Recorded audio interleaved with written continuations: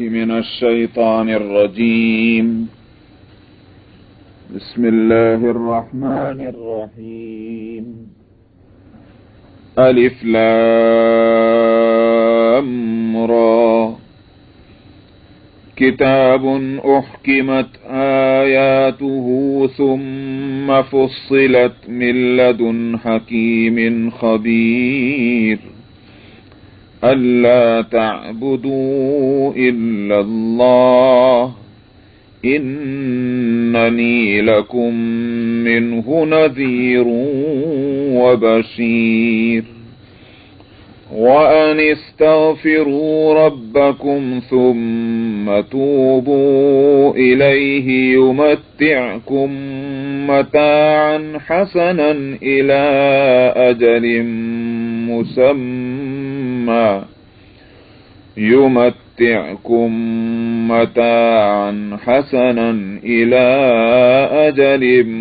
مسمى ويؤت كل ذي فضل فضله. وإن تولوا فإني أخاف عليكم عذاب يوم كبير. إلى الله مرجعكم وهو على كل شيء قدير. ألا إنهم يثنون صدورهم ليستخفوا منه.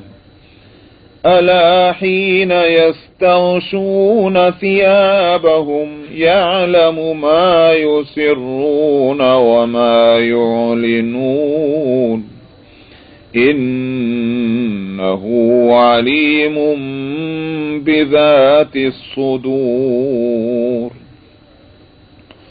وما من دابة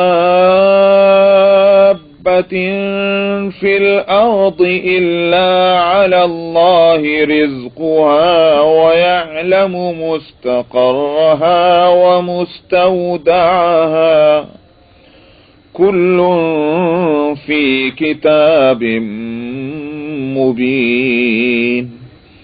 وهو الذي خلق السماوات والأرض في 6 أيام وكان عرشه على الماء ليبلوكم أيكم أحسن عملا. ولئن قلت إنكم مبعوثون من بعد الموت ليقولن الذين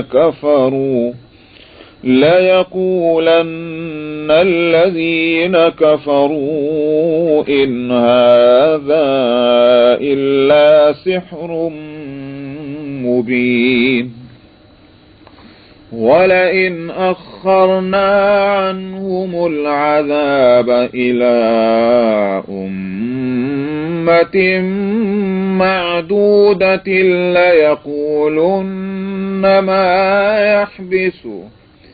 ألا يوم يأتيهم ليس مصروفا عنهم وحاق بهم ما كانوا به يستهزئون.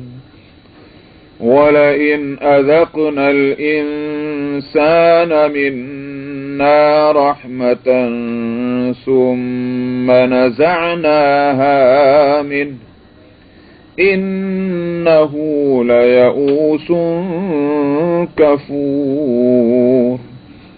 ولئن أذقناه نعماء بعد ضراء مسته ليقولن ذهب السيئات عني إنه لفرح فخور.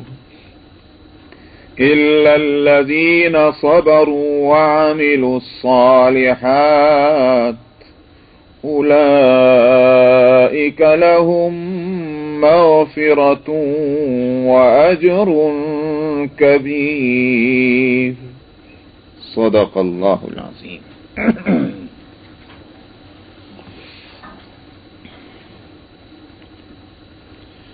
اس سورہ ہود، اس میں اور انبیاء علیہم الصلاۃ والسلام اور ان کی قوموں کے تذکرے کے ساتھ حضرت ہود علیہ الصلاۃ والسلام کی قوم عاد کا بھی تذکرہ ہے. تو اس مناسبت سے اس سورت کا نام سورہ ہود رکھا گیا. جب وہ واقعہ آئے گا تب اس وقت اس واقعے سے متعلق تفصیلات انشاءاللہ عرض ہوں گی. یہ سورت مکی ہے. مضمون جو اس سورت کا ہے وہ تقریباً وہی ہے جو سورہ یونس کا ہے. توحید اور رسالت اور آخرت کے عقیدے کو سمجھانے کی کوشش کی جا رہی ہے. مکہ مکرمہ میں چونکہ یہی مسائل اصل ہیں کہ عقیدے کا مسئلہ، اہل مکہ اسی کو نہیں مان رہے ہیں، تو جو چیزیں وہاں پیش نظر ہیں وہی یہاں ہیں. اس سے اندازہ یہ ہوتا ہے کہ یہ اسی دور کی نازل ہوئی بھی سورہ ہے جس دور میں سورہ یونس جو اس سے پہلے کی سورت ہے وہ نازل ہوئی. مگر ایک آیت سے یہ سمجھ میں آتا ہے کہ یہ سورت پہلے نازل ہوئی ہے سورہ یونس سے. اگرچہ اس وقت کی ترتیب میں سورہ یونس پہلے ہے اور سورہ ہود بعد میں ہے، لیکن ایک آیت کی وجہ سے یہ سمجھ میں آتا ہے کہ سورہ ہود پہلے نازل ہوئی ہے، اور وہ آیت ہے آیت نمبر 13. آیت نمبر 13 میں ہے ام یقولون افتراہ قل فاتوا بعشر سور مثلہ. آپ کیا یہ ایسا کہتے ہیں کہ اس قرآن کو محمد نے گھڑ لیا ہے صلی اللہ علیہ وسلم؟ تو آپ ان سے اتباعت کہہ دیجئے کہ اگر میں نے گھڑ لیا ہے تو تم اس جیسی 10 صورتیں بنا لو. تو یہ بات یہاں کہی گئی، ایک چیلنج کیا گیا کہ بھئی اگر میں نے تیار کر لیا ہے ایک قرآن تو میں کوئی تم سے الگ مختلف تو نہیں ہوں. جو زبان میری وہی زبان تمہاری، جس شہر کے میں رہنے والا اسی شہر کے تم رہنے والے. اگر میں نے کہیں پڑھا ہے تم نہیں پڑھا ہوگا، اور اگر تم نے نہیں پڑھا تو میں نے بھی کہیں نہیں پڑھا کسی مدرسے اسکول کے اندر. تو کوئی وجہ نہیں کہ اگر میں کوئی کتاب یا کوئی سورت تیار کر سکتا ہوں تو تم نہیں کر سکتے. تو اگر میں نے خود تیار کی تم بھی تیار کر کے لے آؤ.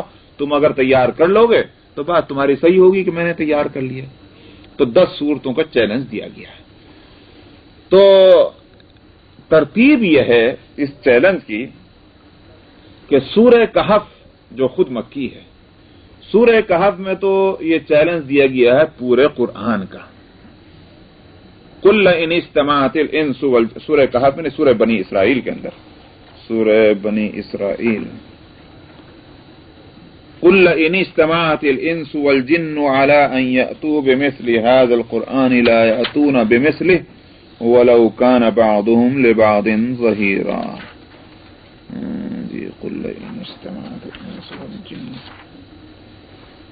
یہ آگے صفحہ اس میں ہے 287، صفحہ 287 سورہ الاسراء اور آیت نمبر ہے 88. قل ان اجتمعت الانس والجن على ان يأتوا بمثل هذا القرآن لا يأتون بمثله ولو كان بعضهم لبعض ظهيرا. آپ کہہ دیجئے کہ اگر انسان اور جنات بھی سب اس بات کے لیے جمع ہو جائیں کہ وہ اس قرآن کے جیسا بنا کر لے آئیں گے تو وہ ایسا نہ کر سکیں گے، اس قرآن کے جیسا نہ لا سکیں گے، اگرچہ ان میں سے ایک دوسرے کی مدد ہی کیوں نہ کرے اس کام کے اندر. پہلا چیلنج تھا کہ اگر یہ قرآن محمد کا تیار کیا ہوا ہے تم بھی ایسا قرآن لے آؤ بنا کر. پہلا چیلنج یہ ہوا، سب کو سانپ سونگ گیا، ایک نہیں بولا کہ ہاں ہم ایسا بنا سکتے ہیں.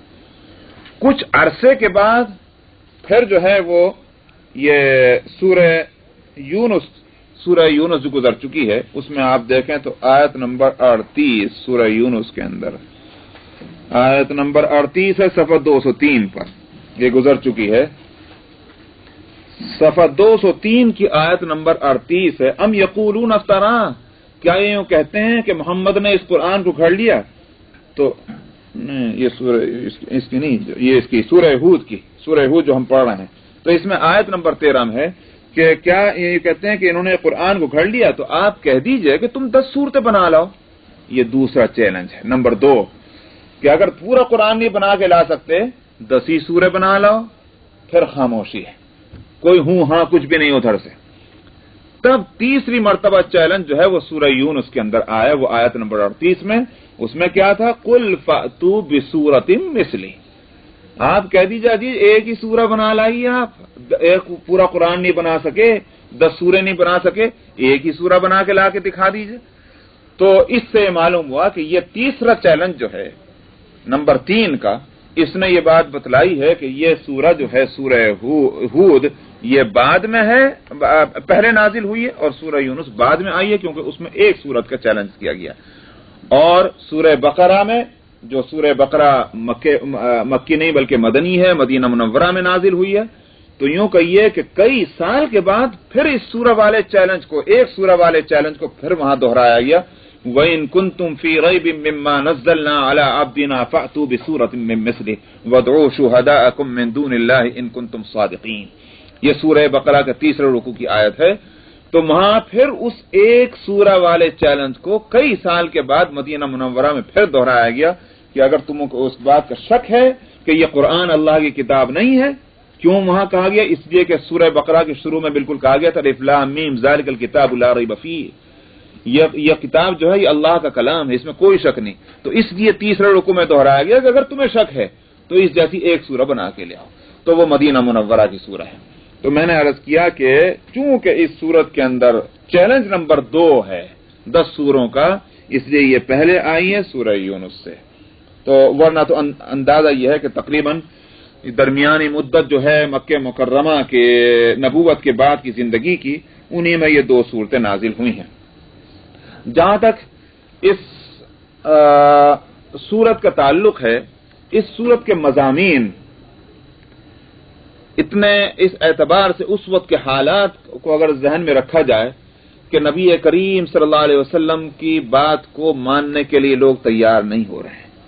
اکا دکا بیچارہ کوئی بھولا بھٹکا 1 مہینے میں 2 مہینے میں کوئی مسلمان ہو جاتا تھا، ہاتھ آ جاتا تھا، ورنہ یہ صورت تھی کہ نبی کریم صلی اللہ علیہ وسلم ایک ایک گلی میں، ایک ایک میدان میں، سمجھ میں آج جہاں 2-4 آدمیوں کو جمع ہوتے دیکھ رہے ہیں، وہاں آپ پہنچ کر کے ان کی تبلیغ دین کر رہے ہیں، ان کی خوشامد کر رہے ہیں، منت کر رہے ہیں، سمجھانے کی کوشش کر رہے ہیں، لیکن لوگوں کی حالت یہ ہے کہ ہر چیز سننے کو تیار ہے مگر کلمہ اسلام سننے کو تیار نہیں۔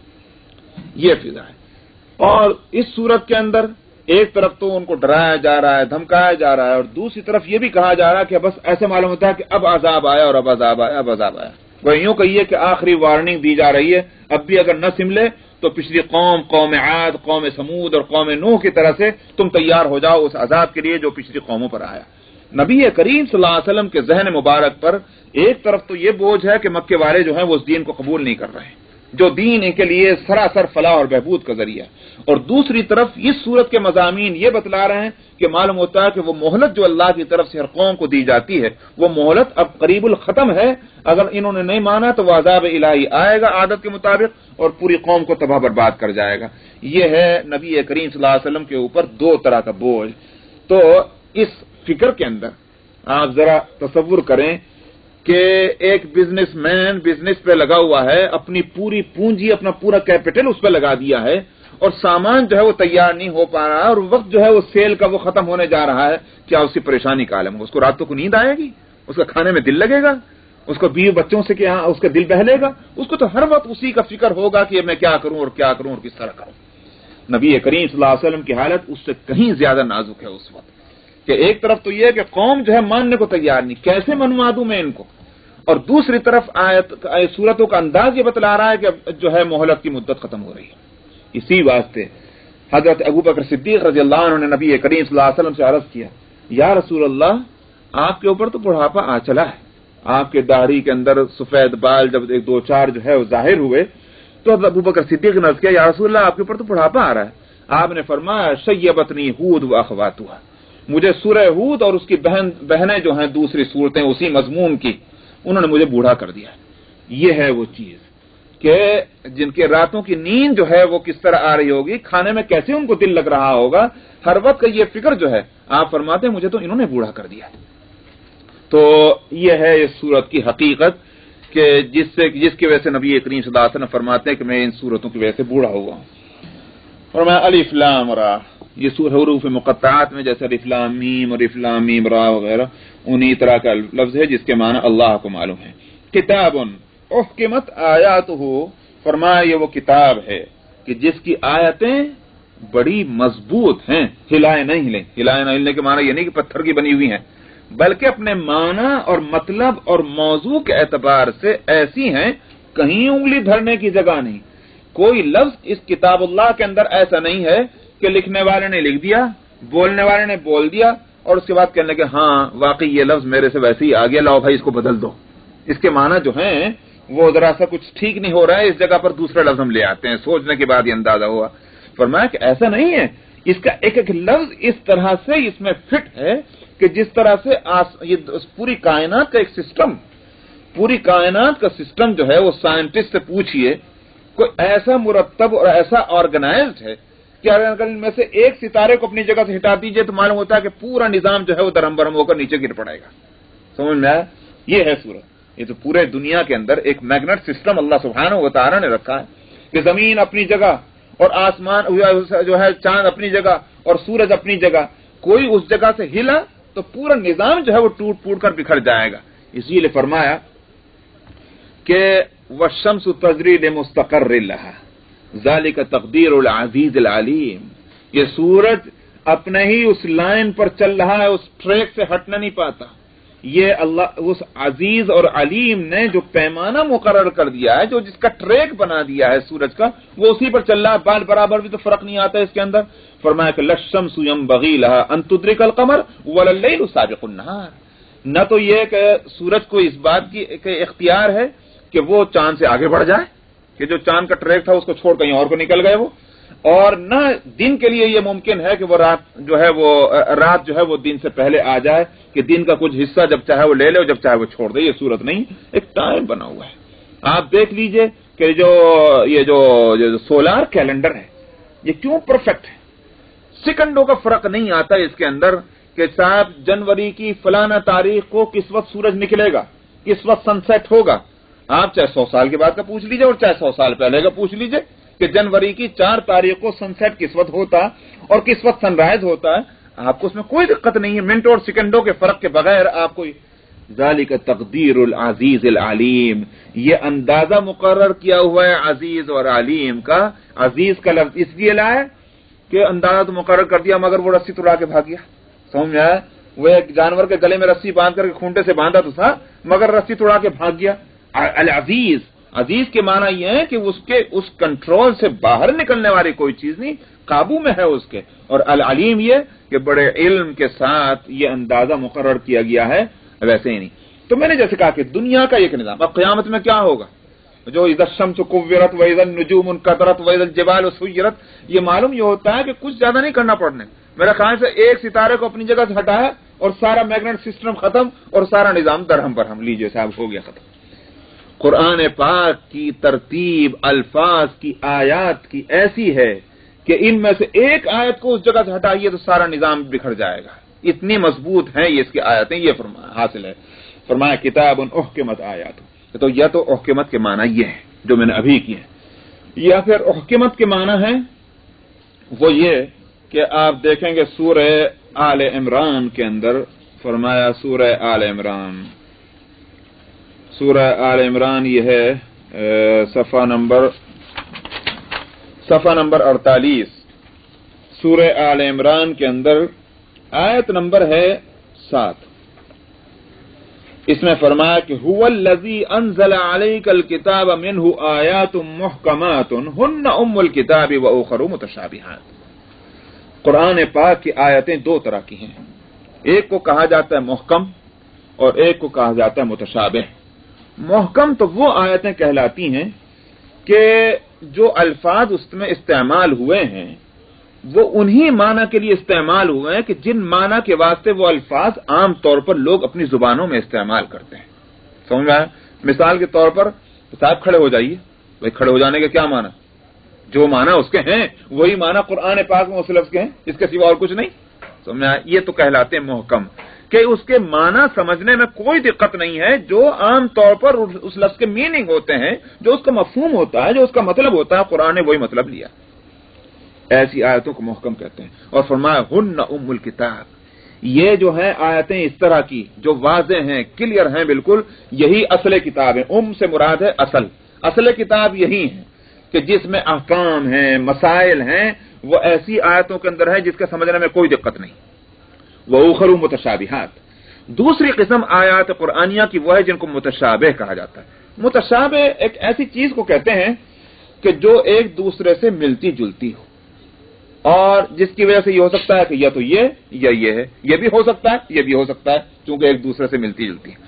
یہ قرآن پاک کی دوسری قسم ہے آیتوں کی، اور اس میں احکام اور مسائل نہیں ہے کہ احکام اور مسائل ایسے الفاظ میں بیان کیے جائیں کہ جس کے کئی معنی ہوں اور سمجھ میں نہیں آ رہا کہ اللہ میاں کی مراد کون سے معنی کیے، نہیں، احکام اور مسائل ایسی آیتوں میں نہیں آئے، وہ ایک دوسری قسم ہے۔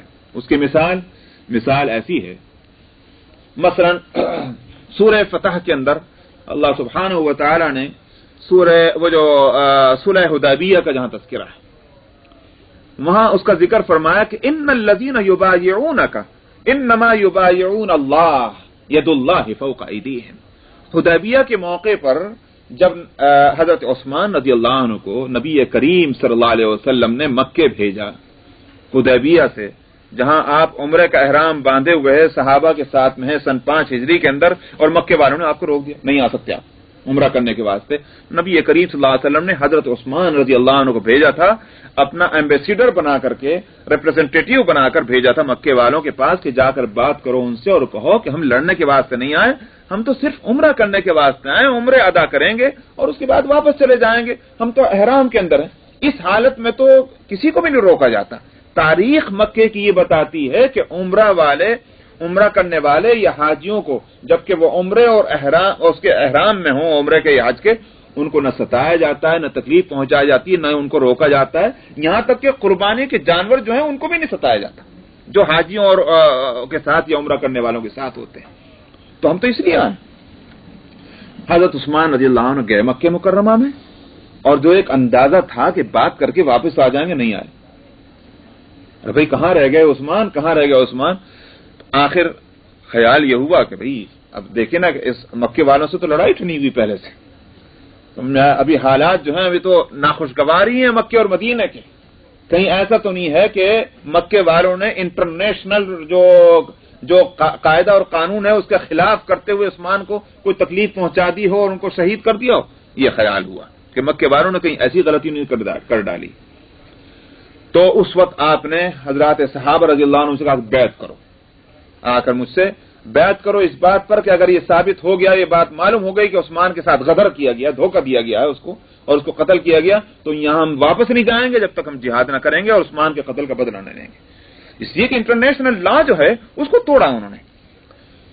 تو سب نے بیعت کی، تمام صحابہ نے۔ نبی کریم صلی اللہ علیہ وسلم کو معلوم تھا یہ بیعت کس درجے کی اللہ کے یہاں، اس کا کیا مقام ہوگا، تو حضرت عثمان کہیں کو محروم رہ جائیں اس بیعت سے۔ نبی کریم صلی اللہ علیہ وسلم نے اپنا ایک ہاتھ دوسرے ہاتھ پر مار کر کہا یہ عثمان کی طرف سے بیعت ہے، تاکہ وہ اس شرف سے محروم نہ رہ جائے عثمان۔ تو آپ نے اپنے ایک ہاتھ کو دوسرے ہاتھ پر مار کر کہا کہ یہ عثمان کی طرف سے بیعت ہے۔ خیر، یہ بیعت ہو گئی، اس پر آیتیں نازل ہوئیں۔ ان الذین یبایعونک، اے پیغمبر جو لوگ آپ سے بیعت کر رہے تھے وہ آپ سے نہیں اللہ سے بیعت کر رہے تھے۔ انما یبایعون اللہ، اور فرمایا کہ ید اللہ فوق ایدیہم، اس بیعت کے اندر اللہ کا ہاتھ ان کے ہاتھ کے اوپر تھا۔ تو ظاہر بات ہے کہ ید جو ہے وہ ہاتھ کو کہتے ہیں، مگر کوئی شخص کہنے لگے ہاتھ کس کو کہتے ہیں؟ ہاتھ کہتے ہیں کہ اس میں ایک ہتھیلی ہوتی ہے، اس میں 5 انگلیاں ہوتی ہیں، ایک کا نام انگوٹھا ہے، دوسرے کا نام شہادت کی انگلی ہے، دوسرے کا نام بیچ کی انگلی، جو بھی آپ کہیے، یا عربی میں کہیے یا اردو میں کہیے۔ کیا اللہ میاں کا ہاتھ بھی اسی طرح کا ہے؟ ظاہر ہے کہ اگر کوئی شخص اس طرح کی تصویر اپنے ذہن میں لانے کی کوشش کرے گا روک دیا جائے گا کہ نہیں، ہاتھ کے معنی معلوم ہے لیکن ہاتھ کی شکل کیا ہے، حقیقت کیا ہے اس کی ہم کو معلوم نہیں۔ اسی طرح سے مثلا قرآن پاک میں یہ بات آئی کہ اللہ الذی خلق السماوات والارض فی 6 ایام ثم استوى علی العرش، اللہ تعالیٰ نے 6 دن کے اندر آسمانوں اور زمینوں کو پیدا کیا اور اس کے بعد عرش پر مستوی ہو گئے، استوا فرمایا عرش کے اوپر۔ عرش تخت کو کہتے ہیں. احادیث سے معلوم ہوتا ہے کہ اس کے پائے بھی ہیں. سمجھ میں آیا؟ جس کو جو ہے پائے کو پکڑے ہوئے ہیں فرشتے وہ حاملین عرش. یہ بھی سمجھ میں آتا ہے بھئی جیسے دنیا میں تخت ہوگا کچھ ایسی قسم کا تخت ہے جو بھی اس کی شکل ہو. لیکن استویٰ علی العرش اللہ میاں اس پر جا کر ٹھہر گئے. استوا کہتے ہیں چلتی ہوئی کسی چیز کو ٹھہر جانا. تو کیا اللہ میاں کہیں اور جگہ تھے اور وہاں سے پہنچ کرنے کے بعد پھر عرش کے اوپر جا کر ٹھہر گئے؟ کیا اللہ کا ٹھہرنا ایسا ہی ہے جیسے کسی جان مخلوق کا؟ انسان یہاں سے چلتے ہوئے یہاں جا کر کرسی پہ بیٹھ گیا, تخت پہ بیٹھ گیا, پلنگ پر بیٹھ گیا, کیا اس طرح بیٹھنا اللہ کا ہے؟ ظاہر ہے کہ اگر استوا کے معنی معلوم ہے مگر اگر یہ شکل اللہ سبحانہ و تعالیٰ کے استوا کی مقرر کی تو اس کے معنی یہ ہے کہ ہم کو یہ بھی ماننا پڑے گا کہ اللہ کا جسم ہے, اور جو چیز جسم رکھتی ہے وہ ہر جگہ نہیں ہوا کرتی. سمجھ میں آیا؟ اور جبکہ عقیدہ یہ ہے کہ اللہ ہر جگہ ہے. دوسری بات یہ کہ جو چیز جسم رکھتی ہے وہ اس کا مطلب یہ کبھی بنی ہے, اور جو چیز کبھی بنی ہے اس کو کبھی فنا بھی ہونا ہے. اللہ سبحانہ و تعالیٰ ان دونوں چیزوں سے پاک ہیں. نہ عدم ان کے لیے ہے نہ فنا ان کے واسطے. اللہ ہمیشہ سے ہیں اور ہمیشہ کے واسطے ہیں, اس لیے جسم اور جسمانیات سے پاک ہیں اللہ سبحانہ و تعالیٰ. تو پھر استوا کے معنی کیا ہے؟ ظاہر ہے کہ یہ ہے وہ متشابہ کہ تم استوا کا ترجمہ بس استوا ہی کرتے چلے جاؤ, لیکن حقیقت اس کی کیا ہے اگر نہیں بھی معلوم ہوئی تو کون سا تمہارا مسئلہ رک جائے گا؟ اس طرح کی آیتیں جو ہیں وہ مسائل جس میں احکام اور مسائل نہیں رکھے گئے. اسی واسطے حضرت امام مالک رحمۃ اللہ علیہ فرماتے تھے کہ استوا کے معنی معلوم ہے اور اس کی مراد کیا ہے وہ مجہول ہے. یعنی کہ اللہ سبحانہ و تعالیٰ کے کیا منشا ہے اس لفظ کے تعلق سے, حقیقت اس کی کیا ہے, فرمایا کہ وہ نامعلوم ہے, مجہول ہے. اور فرمایا کہ اس پر ایمان لانا ضروری ہے, اس پر یقین کرنا وہ ایمان ہے. اور فرمایا کہ اس میں بحث کرنا بدعت ہے. یہ بحث کرنا کہ بھئی اس کی تگودو کرنا کہ اللہ میاں کیسے عرش پر جا کر ٹھہر گئے, اس کی فکر میں لگنا, فرمایا بدعت ہے. تو یہ ہیں وہ متشابہات, وہ الفاظ قرآنی کہ جس کے مختلف معنی ہو سکتے ہیں. اللہ کے شان کے مناسب کیا معنی ہوں گے وہ ہم کو معلوم نہیں, بندوں کے واسطے جب وہ لفظ بولا جائے گا تو اس کے معنی معلوم ہے. ایک انسان کا ہاتھ خود بخود ذہن میں آ جائے گا کہ بھئی اسی طرح کا ہاتھ ہوگا جیسے میرا ہاتھ ہے. سمجھ میں آیا؟ سائز کا فرق ہو سکتا ہے, رنگ کا فرق ہو سکتا ہے, لیکن وہ یہ ہوگا کہ ہتھیلی ہے اس میں 5 انگلیاں. لیکن اللہ کے ہاتھ کے تعلق سے ہم یہ بات نہیں سوچیں گے. ایک آدمی جا کر چلتا پھرتا آ کر ٹھہر گیا, ہمیں معنی معلوم ہے اس کے کیا ہو سکتے ہیں, لیکن یہی لفظ جب اللہ کے لیے بولا جائے گا اس کے معنی ہمیں معلوم نہیں کیا ہے اس کے معنی مراد. یہ متشابہ. تو یہاں کتاب احکمت سے قرآن پاک کی آیتوں کی وہ پہلی قسم بھی مراد ہے کہ اس کتاب کے اندر محکم آیتیں جو ہیں وہ ہیں کہ جس سے احکام اور مسائل جس میں رکھے گئے ہیں. ثم فصلت من لدن حکیم خبیر. اور فرمایا کہ ایک تو اپنے طور پر محکم آیتیں ہیں جن کے سمجھنے میں کوئی دقت نہیں, اوپر سے اللہ تعالیٰ نے اس کی تفصیل بھی خوب بیان کر دی کہ ایک جاہل آدمی بھی اگر اس کو سمجھنا چاہے سمجھ سکتا ہے.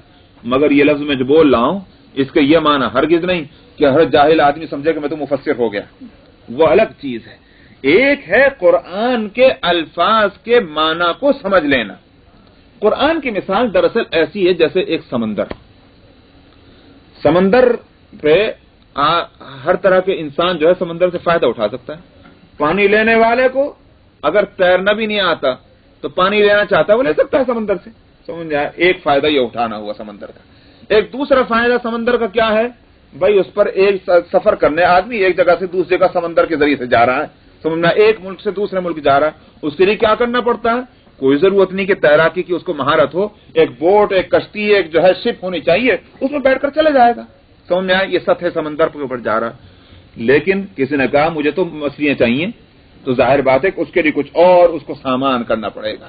یہ نہیں ہے کہ کنارے کھڑے ہوئے جو اس کے ساتھ میں کچھ بھی نہیں اور مچھلیوں کی طرف تاک رہا ہے کہ مجھے مچھلی مل جائے, نہیں مل سکتی اس کو مچھلی. یہ اسی طرح سے بوٹ میں بیٹھنے والے ہر انسان یہ سوچے کہ مجھے مچھلی مل جائے, اس کو نہیں مل سکتی, اس کو کچھ اور کرنا پڑتا. اس سے آگے اگر کوئی شخص سمندر کے اندر چھپے ہوئے موتی چاہیے اس کو تو اور زیادہ مہارت کی ضرورت ہے, اور زیادہ اس کو یوں کہیے کہ ایسی پریکٹس کہ وہ ڈوب نہ سکے, بلکہ تیرنا اور غوطے لگانا اس کو آتا ہو, وہ سمندر کے تہ میں جا سکتا ہو, اس کا دم نہ گھٹے اتنی دیر کے اندر. یہ ساری خوبیاں جس کے اندر ہوں گی وہی دراصل سمندر کی تہ سے موتی نکال کر لا سکتا ہے. لیکن ہر وہ شخص کہ جو سمندر کنارے کھڑا ہوا ہے انہوں نے سوچو کہ اچھا میں چونکہ فائدہ اٹھا سکتا ہوں لہٰذا میں بھی غوطہ لگا لوں, ڈوب جائے گا, اس کو کچھ ہاتھ نہیں آئے گا بلکہ خود اپنی جان ہلاک کر دے گا. قرآن پاک کی صورت یہی ہے. قرآن پاک وہ سمندر ہے کہ جس کی اوپر کی سطح سے بھی فائدہ اٹھا سکتا ہے ہر کس و ناکس, اور اس سے نیچے جو ہے کچھ اور چیزیں بھی نکال کے لا سکتا ہے, لیکن اس کے لیے کچھ مہارت چاہیے, کچھ صلاحیت چاہیے. اور اگر اس کو ہیرے اور موتی نکال کر لانے ہیں تو اس کو اور زیادہ مہارت چاہیے نکال کر لانے کی. تو وہ جو ہیرے اور موتی ہیں قرآن کے, وہ مجتہدین کا حصہ ہے کہ جن کو اللہ سبحانہ و تعالیٰ نے ان کی اپنی محنتوں کے نتیجے میں, ان کی اپنی جو پریکٹس تھی اس کے نتیجے میں اللہ تعالیٰ نے ان کو وہ ایک ملکہ دیا ہے, وہ ایک خوبی ان کے اندر پیدا کی ہے کہ وہ گویا سمندر کی گہرائی میں جائیں گے, ڈوبیں گے نہیں بلکہ موتی نکال کر لائیں گے. یہ ہے مجتہدین کی شان. عام علماء کی شان کیا ہے؟ عام علماء کی شان تو بس اتنی ہے کہ وہ اوپر سمندر کی سطح پر رہتے ہوئے کچھ چیزیں تہ میں کی نہیں بلکہ پانی کے اندر کی کچھ چیزیں جیسے مچھلی کچھ نکال کر لا کر دوسروں کو دے دیں کھانے کے واسطے. اور عوام کا کام کیا ہے؟ عوام کا کام تو یہی ہے کہ کشتی میں بیٹھیں, ایک کنارے سے دوسرے کنارے چلے جائیں, لیکن فائدہ ہر ایک اٹھا سکتا ہے. اب یہاں آئیے, قرآن پاک کے تعلق سے عوام اتنا فائدہ اٹھا سکتے ہیں, اور اتنا ہی فائدہ اٹھانا ان کے لیے بڑی بات ہے. الفاظ قرآنی پڑھ سکیں, اس کا ترجمہ پڑھ لیں, اور اس ترجمے کے نتیجے میں ان کو اللہ کا یقین, نبی کریم صلی اللہ علیہ وسلم کی رسالت کا یقین, آخرت کا فکر اور اعمال اسلامی ہیں اور احادیث سے نکالے ہیں, ان مسائل کا علم حاصل کریں, خود بھی عمل کریں اور دوسروں کو بھی وہ مسائل بتلا دیں. مجتہدین کا کام یہ ہے کہ اسی قرآن میں وہ غور و فکر کریں, اور اسی قرآن میں غور و فکر کر کے اس کے اندر سے مسائل نکال کر لائیں. یہ ہر کس و ناقص کا کام نہیں ہوگا. اگر ہوگا تو وہ خود بھی گمراہ ہوگا, دوسرے کو بھی گمراہ کرے گا. یضل بہ کثیرا ویہدی بہ کثیرا. اسی قرآن سے بہت سے لوگ گمراہ بھی ہوئے ہیں اور اسی قرآن سے بہت سے لوگوں نے ہدایت بھی پائی ہے. تو اس لیے فرمایا کہ ثم فصلت, پھر اس کی تفصیل بھی کر دی گئی آیات قرآنی کی. اور یہ تفصیل بھی یہ کتاب کس کی طرف سے ہے؟ من لدن حکیم خبیر, ایک حکمت والی اور باخبر ذات کی طرف سے. اللہ تعبدوا الا اللہ, حکمت والی تو اور باخبر, دو صفتیں اس لیے لائے ہیں کہ جو کانسٹیٹیوشن بناتا ہے اس میں دو چیزیں ہونی ہی چاہیے. جس درجے اس کے اندر یہ دو چیزیں ہوں گی, ایک تو حکمت والی عقل اور دوسرے نالج, حالات اس کے نظر میں ہوں. اگر حالات ہی سے بے خبر ہوگا وہ کہاں کا کانسٹیٹیوشن بنائے گا؟ ایک شخص امریکہ میں رہتا ہوا, اس نے کبھی ہندوستان نہیں دیکھا, ہندوستان کے لوگوں کو نہیں دیکھا, ہندوستان کے حالات سے بے خبر, اس سے کہیے کہ ہندوستان کے واسطے کانسٹیٹیوشن بنا دیے, وہ کیا بنائے گا؟ حالات سے بے خبر جو ہوگا وہ کانسٹیٹیوشن نہیں بنا سکتا. تو من لدن حکیم خبیر, حکمت والی ذات, اور جن کے لیے کانسٹیٹیوشن اللہ نے بنا رہے ہیں اللہ تعالیٰ, ان سب لوگوں کے حالات اور ضرورتوں سے باخبر ہے اللہ تعالیٰ. وہی تو خالق ہے, ان سے زیادہ کون باخبر ہوگا؟ اس لیے یہ بڑی اہم بات ہے من لدن حکیم خبیر جو فرمایا. اللہ تعبدوا الا اللہ, فرمایا کہ یہ کتاب اس لیے اتاری گئی کہ نہ عبادت کرو تم مگر اللہ کی, اور اننی لکم منہ نذیر و بشیر, آپ ان سے کہہ دیجئے کہ میں تمہارے لیے اللہ کی طرف سے ڈرانے والا ہوں اور خوشخبری سنانے والا ہوں. یہ کتاب میں نے تیار نہیں کی, کتاب تو اللہ کی طرف سے آئی. میری حقیقت یہ بس یہ ہے کہ میں برے بد اعمال لوگوں کو ان کے برے انجام سے ڈراتا ہوں اور اچھے عمل کرنے والوں کو خوشخبری جنت کی اور نجات کی سناتا ہوں. وَأَنِ اسْتَغْفِرُوا رَبَّكُمْ ثُمَّ تُوبُوا إِلَيْهِ, اور اس بات کے لیے میں دنیا میں آیا ہوں کہ تم مغفرت چاہو اپنے رب سے, پھر تم اسی کی طرف متوجہ ہو جاؤ. دیکھیں یہاں دو لفظ آئے ہیں, ایک تو استغفار اور ایک توبہ. مغفرت چاہو اور توبہ کرو, یہ دو لفظ آئے ہیں. اس کے معنی یہ ہے کہ دو لفظ ایسے ہیں کہ دو کے معنی الگ الگ ہیں. مغفرت چاہنا اور چیز ہے, توبہ کرنا اور چیز ہے. اصل میں مغفرت ہوتی ہے گزشتہ عمل کی, جو غلطی ہو چکی ہے اس کی معافی چاہنے کو تو کہتے ہیں استغفار, اور آئندہ اس کو ریپیٹ نہ کرنے کا فیصلہ اس کو کہتے ہیں توبہ. اسی واسطے التوبۃ الندامۃ بھی کہا گیا, اور یہ بھی کہا گیا کہ وہ توبہ ہو ہی نہیں سکتی جب تک کہ انسان اللہ سے مغفرت چاہتے ہوئے, معافی چاہتے ہوئے, پوری شرمندگی کے ساتھ جو کچھ کیا ہے اسی کے ساتھ یہ فیصلہ بھی نہ کر رہا ہو اپنے دل کے اندر اور اپنی زبان سے اس کو نہ دہرا رہا ہو کہ آئندہ میں یہ کام نہیں کروں گا. اگر دل میں یہ خواہش بھی چھپی ہوئی ہے کہ میں پھر بھی کروں گا یہ کام, میں پھر بھی کروں گا یہ کام, سمجھ میں آیا؟ اس لیے کہ بہت مزہ آتا ہے اس کام کے کرنے کے اندر. اگر دل میں یہ خواہش چھپی ہوئی ہے تو 1000 مرتبہ بھی استغفار پڑھتا رہے گا، اس کو وہ توبہ نہیں ہے. توبہ اسی صورت میں ہے کہ جو کر چکا اس پر ندامت ہو اور آئندہ کے نہ کرنے کا فیصلہ ہو. پھر بندہ بشر ہے، اگر غلطی سے پھر ہو گیا پھر توبہ کر لے وہ. لیکن یہ کہ توبہ کرتے وقت یہ ہو کہ پھر بھی میں کر لوں گا، چاہے زبان سے نہ کہہ رہا ہو لیکن دل کے اندر اگر یہ خواہش چھپی ہوئی ہے، اس کا نام توبہ نہیں. اس لیے فرمایا وَأَنِ اسْتَغْفِرُوا رَبَّكُمْ، جو اب تک غلطیاں ہو چکی ہیں ان کے لیے مغفرت چاہو اور آئندہ کے واسطے نہ کرنے کے لیے اللہ کی طرف متوجہ ہو جاؤ، اس سے توبہ مانگو.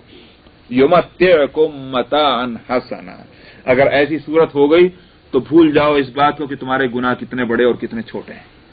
اس کا کوئی خیال ہی نہ کرو. کیوں؟ اس واسطے کہ اللہ سبحانہ و تعالیٰ نے توبہ تو قبول کرے گا، اور کون کرے گا؟ اللہ تعالیٰ بڑے گناہوں کو بھی بخشنے والے ہیں جس طرح چھوٹے گناہوں کو بخشنے والے ہیں. اس کے لیے کوئی پریشانی نہیں ہے کہ چھوٹے گناہ تو بخش سکتا ہے، بڑے نہیں بخش سکتا. اور توبہ جس نے مانگ لی اس کے لیے تو یہ ہے کہ التائب من الذنب کمن لا ذنب لہ، حدیث میں فرمایا کہ توبہ کرنے والا ایسا ہے جس نے گویا گناہ کیا ہی نہیں، صاف ہو گیا ریکارڈ اس کا، بالکل صاف ہو گیا. تو اس لیے فرمایا کہ جب تم توبہ کرو گے اس کے نتیجے میں اللہ تعالیٰ راضی ہو کر تمہارے ساتھ کیا کریں گے؟ یمتعکم متاعا حسنا، دنیا کے اندر تو یہ ہوگا کہ تمہیں بہترین زندگی عطا فرمائیں گے. یمتعکم، تمہیں ایک ایسا سامان تمہیں فائدے والا دیں گے کہ جو دوسروں کو نصیب نہیں. یہ تو دنیا میں ہوگا، اور الی اجل مسمى، ایک خاص مدت کے واسطے. اس لیے کہ دنیا کی عمر ہی بہت لمیٹڈ ہے. یہ تو ہے نہیں کہ بھئی اللہ میاں راضی ہو گئے تو ہمیشہ ہم یہاں سے فائدہ اٹھائیں گے. وَيُؤْتِ كُلَّ ذِي فَضْلٍ فَضْلًا، اور ہر فضل والے کو اس کا فضل عطا فرمائیں گے.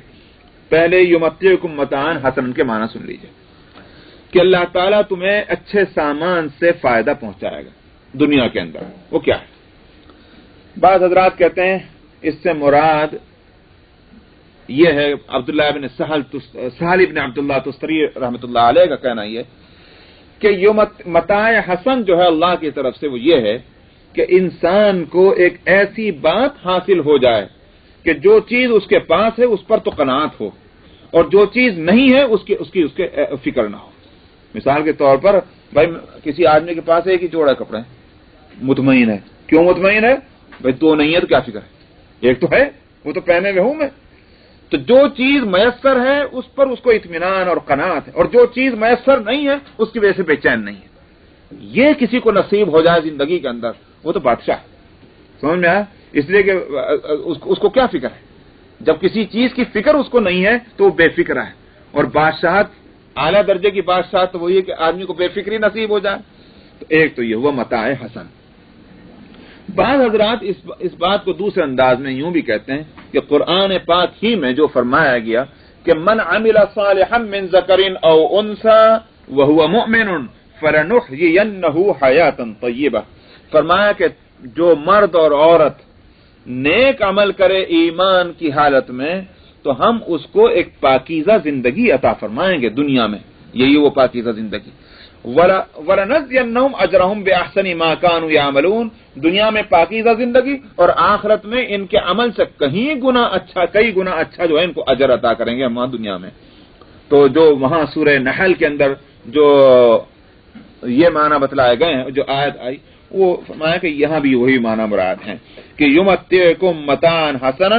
تو معلوم ہوا کہ استغفار اور توبہ کے نتیجے میں اللہ تعالیٰ دنیا کی کامیاب زندگی عطا فرماتے ہیں.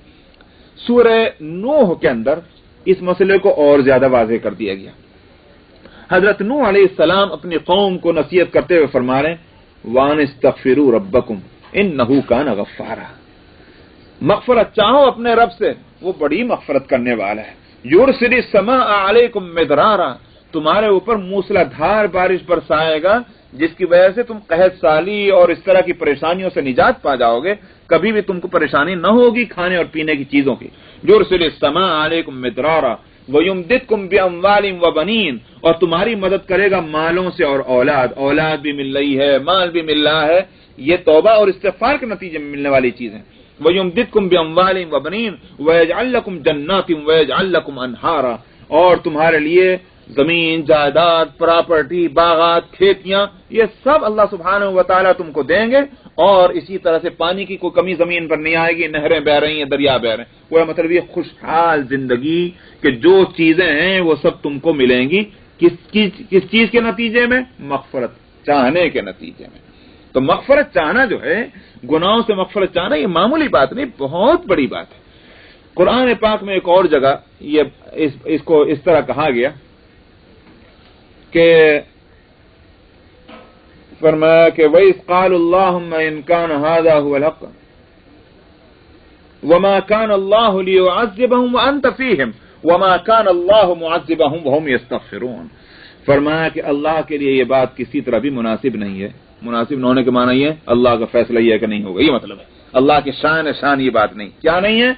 کہ ان لوگوں کو عذاب اس حالت میں دے کہ اے پیغمبر آپ ان میں موجود ہوں. آپ کے ہوتے ہوئے عذاب بھیج دے، یہ اللہ کے لیے کسی طرح مناسب نہیں. مطلب یہ ہے کہ اللہ کا فیصلہ یہ ہے کہ پیغمبر موجود ہوں لوگوں کے اندر اور عذاب آ جائے، یہ نہیں ہوگا. اسی طرح سے وما كان اللہ معذبهم وهم يستغفرون. تو ایک کنڈیشن تو یہ ہے کہ پیغمبر اگر موجود ہے تو عذاب نہیں آئے گا، اور دوسری قید اور کنڈیشن کیا ہے کہ وما كان اللہ معذبهم وهم يستغفرون، کہ اللہ ان کو عذاب نہیں دے گا اس حالت میں کہ یہ مغفرت چاہتے رہیں گے. تو مغفرت چاہنا بھی عذاب کو دور کرنے کا ذریعہ ہے. مغفرت چاہنا اللہ کی مدد اور نصرت کو دعوت دینا ہے. مغفرت چاہنا مال اور اولاد میں خیر اور برکت کا ذریعہ ہے. یہ ساری چیزیں ایک مغفرت چاہنے کے نتیجے میں حاصل ہوتی ہیں. تو یہ تو ہوا متاع حسن، اور اسی لیے فرمایا کہ یہ متاع حسن جو دنیا میں ملے گا یہ خاص مدت کے واسطے ہے. یہ تو ہے نہیں کہ ہمیشہ کے لیے الی اجل مسمى. کسی کو دنیا میں 60 سال لینا، کسی کو 70 سال لینا، کسی کو 80 سال، کسی کو 100 سال. آخر یہاں سے بستر بوریا اس کا گول ہونا ہی ہے. یہ ہے الی اجل مسمى. مگر یہ گویوں کا یہ کہ خوش ایسی چند سال کے بعد ختم، اس کے بعد پھر ہمیشہ کے لیے کچھ بھی نہیں. فرمایا کہ نہیں، وَيُؤْتِي كُلَّ ذِي فَضْلٍ فَضْلًا، اور ہر فضل والے کو اللہ تعالیٰ اپنا فضل عطا فرمائیں گے. یہاں پہلے فضل سے مراد تو ہے اعمال صالحہ، اور دوسرے فضل اللہ کی مہربانی. تو خود نیک عمل کرنے والے کی طرف سے تو اس کا فضل ہے. یعنی معلوم ہوا کہ بندے بھی فضل والے ہیں. اللہ تو ہے ہی فضل والے. اللہ میاں کا کتنا احسان ہے بندوں کے اوپر کہ حالانکہ فضل والے اللہ ہیں، لیکن کہتے ہیں تم بھی فضل والے ہو. مگر تمہارے فضل والا ہونا کے معنی یہ ہے کہ تم نیک عمل کرو تو ہم تمہیں فضل والا کہیں گے. وَيُؤْتِي كُلَّ ذِي فَضْلٍ فَضْلًا. اسی طرح سے سیدنا ابوبکر صدیق رضی اللہ عنہ کے لیے تو خاص طور پر یہ لفظ قرآن پاک میں آیا سورہ نور کے اندر، وَلَا يَأْتَلِ أُولُو الْفَضْلِ مِنْكُمْ وَالسَّعَةِ أَنْ يُؤْتُوا أُولِي الْقُرْبَى وَالْمَسَاكِينَ وَالْمُهَاجِرِينَ فِي سَبِيلِ اللَّهِ وَلْيَعْفُوا وَلْيَصْفَحُوا أَلَا تُحِبُّونَ أَنْ يَغْفِرَ اللَّهُ لَكُمْ. تم میں جو فضل والے ہیں ان کو اس بات کے لیے نہیں قسم کھانی چاہیے کہ آئندہ جو ہے میں یہ بھلائی نہیں کروں گا رشتہ داروں کے ساتھ، مسکینوں کے ساتھ، یتیموں کے ساتھ.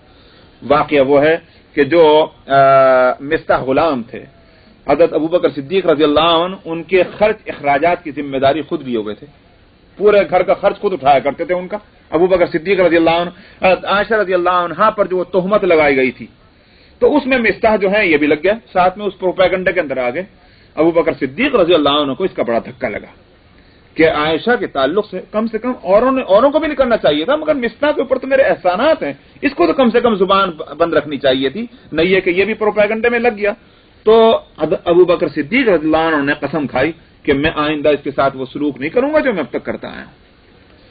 جب حضرت عائشہ رضی اللہ عنہا کی برات نازل ہوئی کہ وہ بری ہیں اس الزام سے جو ان پر لگایا گیا، اور اس پر 3 رکوع آئے ہیں، تو اسی میں حضرت ابوبکر صدیق رضی اللہ عنہ کو بھی خطاب کیا گیا کہ کیا تمہارے اندر جو فضل والے ہیں، یہاں لفظ فضل والا ابوبکر صدیق کے لیے بولا گیا، تم میں جو فضل والے ہیں ان کو اس بات کے لیے قسم نہیں کھانی چاہیے کہ صاحب وہ آئندہ ان لوگوں کے ساتھ، یتیموں اور مسکینوں اور غریبوں کے ساتھ وہ بھلائی کا معاملہ نہیں کریں گے. الا تحبون ان یغفر اللہ لکم، کیا تم نہیں چاہتے کہ اللہ تمہاری مغفرت کر دے؟ کیا مطلب یہ بتانا یہ اس بات کی طرف ہے کہ تم ایک خطا پر اتنی ناراض ہو گئے اس سے کہ تم نے نیکی کرنے کا فیصلہ ہی بدل ڈالا؟ تم سے بھی کبھی خطا ہو سکتی ہے. کیا تم نہیں چاہتے کہ اللہ تمہاری مغفرت کر دے؟ تو جیسے تم اللہ سے مغفرت متوقع ہو تو دوسرے کو بھی بخش دو. یہ ہے وہ بات. الا تحبون ان یغفر اللہ لکم، کیا تم نہیں چاہتے کہ اللہ تمہاری مغفرت کر دے؟ یہ آیتیں نازل ہوئیں. ابوبکر صدیق رضی اللہ عنہ نے کیا، یا رسول اللہ میں چاہتا ہوں اللہ میری مغفرت کر دے، میری مغفرت کر دے. اور اس کے بعد پھر انہوں نے وہ جو اس کا خرچ تھا وہ پھر سے جاری کیا، اور جو قسم کھائی تھی اس کا کفارہ ادا کیا. ابوبکر صدیق رضی اللہ عنہ کو اہل فضل کیوں کہا گیا؟ اس واسطے کہ اور تو جو ان کے اندر خوبیاں تھیں سو تھیں. ایک حدیث میں آتا ہے کہ نبی کریم صلی اللہ علیہ وسلم نے ایک روز پوچھا تو تم میں کون شخص ہے کہ جس نے آج صبح روزے کی حالت میں کی ہو، یعنی مطلب آج جس کا روزہ ہو؟ ابو بکر صدیق نے کیا، یا رسول اللہ میں۔ آپ نے فرمایا تم میں کون شخص ہے جو آج کے جنازے کے ساتھ گیا ہو؟ ابو بکر صدیق نے عرض کیا، یا رسول اللہ میں۔ آپ نے فرمایا کون وہ شخص ہے تم میں جس نے ایک مسکین کو آج کھانا کھلایا؟ ابو بکر صدیق نے عرض کیا، یا رسول اللہ میں۔ نبی کریم صلی اللہ علیہ وسلم نے پوچھا تم میں وہ کون شخص ہے کہ جس نے آج کسی بیمار کی تیمارداری کی ہو؟ ابو بکر صدیق کہنے لگے، یا رسول اللہ میں۔ آپ نے فرمایا کسی شخص کے اندر یہ چیزیں جمع نہیں ہو سکتی الا یہ کہ وہ جنت میں جائے۔ یہ تھے ابو بکر صدیق۔ ویسے تھوڑی بن گیا ابو بکر صدیق کہ نبی کریم صلی اللہ علیہ وسلم کی دوستی تھی، اس واسطے دوستی کے مد میں جو ہے وہ ان کو اوپر چڑھا دیا۔ اعمال یہ تھے ابو بکر کے، اس واسطے ان کو اللہ تعالیٰ نے اولو الفضل کہا گیا، اولو الفضل کہا۔ تو یہاں عام بندوں کو کہ جو بھی نیکی کرنے والا ہوگا وہ اللہ کے یہاں فضل والا بن جائے گا۔ فرمایا کہ وَيُؤْتِي كُلَّ ذِي فَضْلٍ فَضْلًا، ہر فضل والے کو اللہ تعالیٰ اپنا فضل عطا فرمائیں گے۔ اس نے نیکی کی، اللہ میاں بدلہ دینے میں بھی وہ اچھائی کریں گے کہ اس کے مقررہ مقدار سے زیادہ اللہ تعالیٰ عطا فرمائیں گے۔ اسی واسطے بعض حضرات کا کہنا جو ہے وہ یہ کہ یہاں اللہ کے فضل کے معنی یہی نہیں ہے کہ مقدار